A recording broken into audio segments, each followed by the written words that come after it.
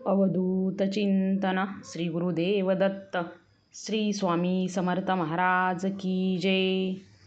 आजचा दिवस तुम्हाला शुभ जावो हीच मी स्वामीचरणी प्रार्थना करते आणि आजच्या नवीन व्हिडिओला सुरुवात करते। आज आहे मंगळवार। आज सर्वात मोठी अंगारकी संकष्टी चतुर्थी आहे। अंगारकी संकष्टी चतुर्थी म्हणजे संकटाचा नाश करणारी चतुर्थी मानली जाते।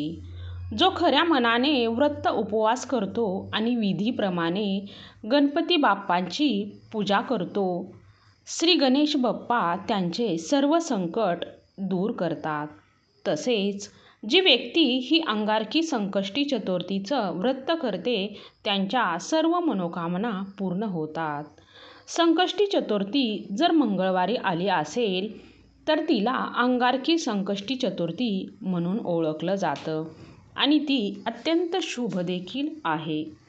ज्या गणेश भक्तांना महिन्यामध्ये येणाऱ्या प्रत्येक संकष्ट चतुर्थीचं व्रत करणं जमत नसल्यास अशांनी अंगारकी मात्र न विसरता आवर्जून करावी। त्यामुळे त्यांना 21 संकष्ट केल्याचं फळ मिळेल।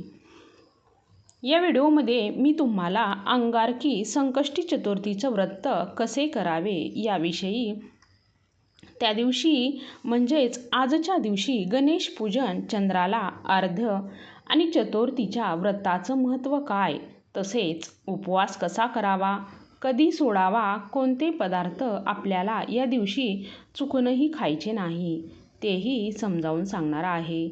तर आजचा व्हिडिओ तुम्ही स्किप न करता शेवटपर्यंत नक्की ऐका। मराठी वैदिक दिनदर्शिकेनुसार यावर्षी वैशाख महिन्यातील कृष्ण पक्षातील चतुर्थी तिथी मंगळवार म्हणजेच आज 5 मे 2026 रोजी आहे। चंद्रोदय हा 10:18 होणार आहे। म्हणजे तुम्हाला चंद्रोदय झाल्यानंतर उपवास सोडवायचा आहे। अंगारकी चतुर्थीला दुसरं नाव आहे मंगळी चतुर्थी, कारण मंगळवारी ती येत असते आणि त्या दिवसापासून आपल्याला जर चतुर्थीचं व्रत सुरू करायचं असेल तर ते आपण करू शकतो। बरेच जण विचारतात, आम्हाला कायमची संकष्टी चतुर्थी धरायची आहे तर आम्ही ती कधीपासून सुरू करावी? तर हा आजचा दिवस अतिशय चांगला आहे, कारण अंगारकी चतुर्थीलाच आपण या व्रताला सुरुवात करू शकतो। श्री गणपतीची विधिवत पूजा केल्यास ती अतिशय फलदायी देखील ठरते। या दिवशी सकाळी लवकर उठून स्नान करावं, सूर्यदेवांना अर्घ्य द्यावे। पूजेपूर्वी सर्वप्रथम तुपाचा दिवा लावा। त्यानंतर ओम गण गणपते नमः या मंत्राचा 108 वेळा जप करून व्रताचा संकल्प करावा। श्री गणेशांना प्रार्थना करावी। पूजा करण्याच्या वेळी लाल वस्त्र परिधान करावं। गणपतीला सर्वप्रथम पाण्याने, त्यानंतर पंचामृताने म्हणजेच दही, दूध, तूप, मध आणि साखर यांच्या मिश्रणाने स्नान घालावं। तुम्ही कुंकवाचे मिश्रण तयार करून सुद्धा गणपती बाप्पाच्या मूर्तीला स्नान घालू शकता। त्यानंतर पुन्हा एकदा पाण्याने स्नान घालायचं। स्नान घालत असताना तुम्ही ओम गण गणपते नमः 108 वेळा किंवा अथर्व शीर्ष 1 वेळा आवश्यक म्हणावे। नंतर गणपती बाप्पाची जी मूर्ती असेल ती कपड्याने स्वच्छ पुसून घ्यायची आणि नेहमीच्या जागेवर गणपती बाप्पाची स्थापन करून घ्यायची आहे। तुम्ही ही पूजा सेपरेट सुद्धा मांडू शकता किंवा मग नेहमीप्रमाणे देवघरात गणपती बाप्पाची पूजासुद्धा तुम्ही करू शकता।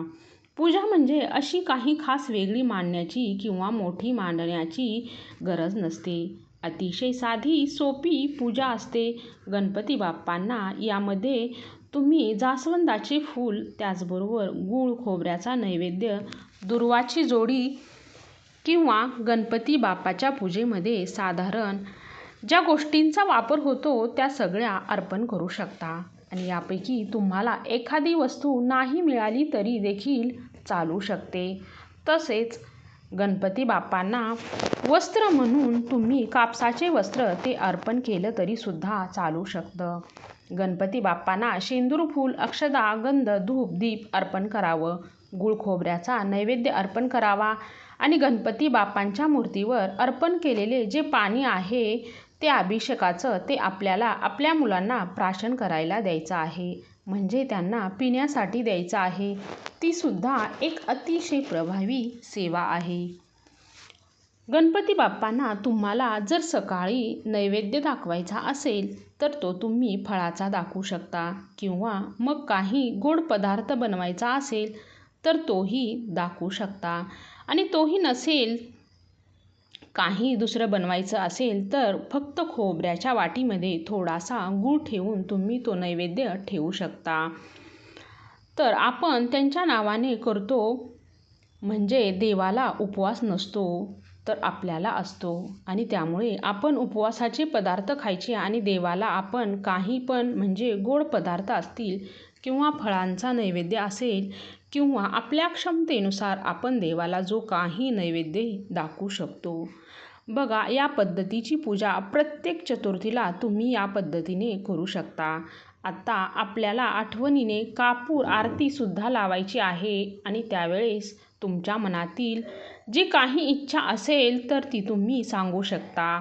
एका छोट्याशा भांड्यामध्ये किंवा कापूरदानीमध्ये काही अक्षता ठेवायचे आहेत आणि त्या अक्षतावरती तुम्हाला 2 कापूरवड्या तुपामध्ये भिजवून किंवा मग तशाच ठेवल्या तरी सुद्धा चालतील, आणि त्यावेळेसच तुम्हाला ती कापूरवडी प्रज्वलित करायची आहे आणि इच्छासुद्धा आपल्याला त्याच वेळेस सांगायची आहे. बघा, या वेळेस वातावरण देखील शुद्ध होतं आणि आपली इच्छा देखील आपल्या परमेश्वरापर्यंत म्हणजेच आपल्या गणपती बाप्पापर्यंत पोहोचते. आता अंगारकी चतुर्थीला पूर्ण दिवस उपवास करावा. उपवासामध्ये तुम्ही फळे खाऊ शकता, पाणी पिऊ शकता, दूध, फळ, रससुद्धा पिऊ शकता.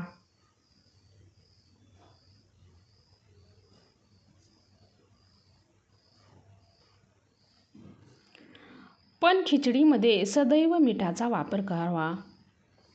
फक्त भगर खाऊ नका. भगर मात्र चतुर्थीला वर्ज्य आहे. व्रताच्या सर्व नियमांचे काटेकोर पालन करावं. तसेच या दिवशी तुम्ही गरजू लोकांना धन किंवा धान्य दान करू शकता, जेणेकरून ते त्यांचा उदरनिर्वाह हे त्यातून करू शकतील. आणि दान करताना शक्य ते गुप्त करावं, कारण गुप्तदान हे सर्वश्रेष्ठ दान असं म्हटलं जातं. तर हा नियमसुद्धा पाळा. या दिवशी गाईला अन्न किंवा हिरवा चारा खायला द्या. या दिवशी शक्य असेल तर एखाद्या गोशाळेला देणगीसुद्धा द्यावी. मात्र संकष्ट चतुर्थीचा उपवास करताना जमिनीखाली उगवलेले जे पदार्थ आहेत ते खाल्ले जात नाहीत. उदाहरणार्थ गाजर, बीट, मुळा, कांदा, लसूण हे असे पदार्थ तुम्ही खाऊ नका. फणसाची भाजी किंवा फणसापासून बनवले कोणतेही पदार्थ या दिवशी खायचे नाही. त्याचबरोबर कोणत्याही उपवासाच्या दिवशी घरामध्ये मांसाहार आणि मद्यपान पूर्णपणे वर्ज्य सांगितलेले आहे. अशा या पवित्र दिवशी आपण आपल्या घरामध्ये किंवा बाहेरसुद्धा आपण या दिवशी नॉनव्हेज खायचं नाही. जरी आपण या दिवशी उपवास करत नसलो तरीसुद्धा आपल्या घरामध्ये या दिवशी मांसाहार बनता कामा नये. असे केल्याने गणपती बाप्पा तुमच्यावरती नाराज होतील आणि मग मांसाहारामध्ये अंडी, चिकन, मटण असे हे संपूर्ण पदार्थ तुम्हाला या दिवशी वर्ज्य करायचे आहेत. सायंकाळी चंद्रोदयापूर्वी श्री गणपतीचं पुन्हा एकदा पूजन करावं. संकष्टी व्रतकथेचं किंवा अंगारकी व्रतकथेचं पठण करावं, आणि ते सुद्धा खूप महत्त्वाचं आहे बरं का, कारण व्रत म्हटलं की त्याची कथा वाचणे हे सुद्धा आलंच. सायंकाळच्या पूजेमध्ये तुम्ही गणपतींना चंदनाचा किंवा कुंकवाचा गंध लावू शकता. 21 मोदक, मोतीचूर लाडवाचा नैवेद्य दाखवू शकता किंवा खीर याचाही नैवेद्य दाखवू शकता. खिरापद या शब्दामध्ये सगळं ख अक्षरापासून जे पदार्थ येतात त्यांचा वापर होतो, जसे की खारीक, खोबरं, खडीसाखर, खसखस. यामध्ये काही ख वरून पदार्थ असेल तर ते देखील तुम्ही दाखवू शकता. एवढे सगळे पदार्थ खिरापतीमध्ये वापरायचे नसतील तर तुम्ही फक्त खडीसाखर आणि खोबरे म्हणजे सुकलेले जे खोबरे असते ते वापरून सुद्धा खिरापत बनवू शकता. बाकी तुमच्या इच्छेनुसार तुम्हाला गणपती बाप्पांना अजून कशाचा नैवेद्य दाखवायचा असेल तर तोही तुम्ही दाखवू शकता. फक्त नैवेद्य दाखवताना आणि उपवास सोडताना तुमच्या अन्नपदार्थामध्ये कांदा लसणाचा वापर करू नका. तामसिक पदार्थ म्हणून कांदा लसणाकडे बघितलं जातं. बघा, या दिवशी सात्विक एकच अन्नपदार्थ खा, जसे की वरण भात, तूप, भाजी, पोळी अशा प्रकारचं अन्न तुम्ही ग्रहण करू शकता आणि तुमचा उपवास सोडू शकता. जर शक्य असेल तर या दिवशी सायंकाळी मात्र गणपतीला त्यांच्या आवडत्या मोदकाचा नैवेद्य 5, 7, 21 तुम्ही विषम संख्येमध्ये मोदकाचा नैवेद्य गणपती बाप्पांना दाखवू शकता. त्यामुळे तुमच्यावरती गणपती बाप्पा प्रसन्न होतील. तसेच उपवास सोडताना देखील पहिला घास मोदकाचा खाऊन उपवास सोडावा. अंगारकी चतुर्थीचं व्रत केल्यानं आपल्या कुंडलीतील मंगळ ग्रह मजबूत होतो. या दिवशी मनोभावे गणेशाची पूजा केली तर सर्व विघ्ने संकटे दूर होतात, सुख समृद्धी प्राप्त होते, असे हे विघ्नहर्ता बुद्धीची देवता श्री गणेश यांचे हे व्रत अत्यंत प्रभावी मानले जाते. या दिवशी तुम्ही गणपती बाप्पाबरोबर हनुमंताची देखील पूजा केली तर ती सुद्धा फलदायी ठरते. या दिवशी व्यक्तीने शेंदूर लावल्यास कुंडलीतल्या मंगळ ग्रहाचा दोष दूर होतो. गणेशासोबत चंद्राची पूजा करण्याची परंपरा आहे. त्याशिवाय हे व्रत अर्पण अपूर्ण आहे. चतुर्थीच्या दिवशी आपल्याला श्री गणेशाची पूजा करून चंद्रोदय झाल्यानंतर चंद्रदेवतेची पूजा करून मगच आपल्याला उपवास सोडायचा आहे. गणपतीला देखील धूप दीप नैवेद्य दाखवायचा आहे आणि त्यांची आरती देखील करायची आहे. चंद्रोदयाची वेळ पाहून आपण चंद्राची देखील पूजा करायची आहे. चंद्राला देखील अर्धे जल म्हणून अर्पण करायचे आहे. हळदी कुंकू अक्षता फुलवायचे आहे. त्यांना नमस्कार करायचा आहे. नैवेद्य दाखवायचा आहे. मगच आपल्याला अन्न ग्रहण करून उपवास सोडायचा आहे. चंद्रोदय होण्याआधी उपवास सोडू नका, नाहीतर तुम्हाला व्रताचं फळ हे अजिबात मिळणार नाही. गणपतीला नैवेद्य दाखवताना त्यामध्ये तुळशीचा वापर अजिबात करू नका. पूजेत सुद्धा तुळशीचा वापर आपल्याला अजिबात करायचा नाही. तर ही अंगारकी चतुर्थी मोठी आहे, त्यामुळे तुम्ही दिवसभरामध्ये आपल्या जवळपास जर कोठे गणपती बाप्पाचं मंदिर असेल तर तिथे जाऊन तुम्ही गणपती बाप्पाचं दर्शन घेऊ शकता. तुम्ही चतुर्थीचा उपवास सोडताना तुम्ही एखादा गणपतीचा मंत्र देखील म्हणू शकता किंवा मग आपण गणपतीची आरती करत असलो तरी आरती जरी केली तर आपल्याला चालणार आहे. तसेच दिवसभरामध्ये गणपती बाप्पांचे अथर्वशीर्ष, गणपती स्तोत्र, गणपतीचा जप, ज्या काही गणपतीच्या सेवा आहेत त्या देखील तुम्ही करू शकता. तुमची जर चुकून चतुर्थी सुटली असेल तर ती चतुर्थी धरायची असेल तर अंगारकी चतुर्थी आल्याशिवाय तुम्हाला त्या उपवासाला सुरुवात करता येत नाही. बघा, जर मासिक पाळी असेल तर सुतक विटाळ असेल तर तुम्हाला उपवास करता येईल, पण मात्र तुम्हाला पूजा वगैरे मांडता येणार नाही.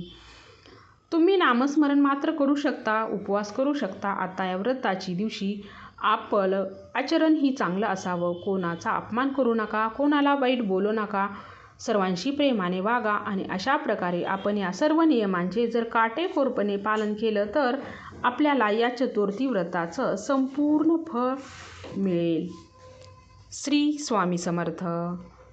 जय जय स्वामी समर्थ. आजचा व्हिडिओ जर तुम्हाला आवडला असेल तर नक्की व्हिडिओला लाईक आणि एक सबस्क्राईब करा. श्री स्वामी समर्थ.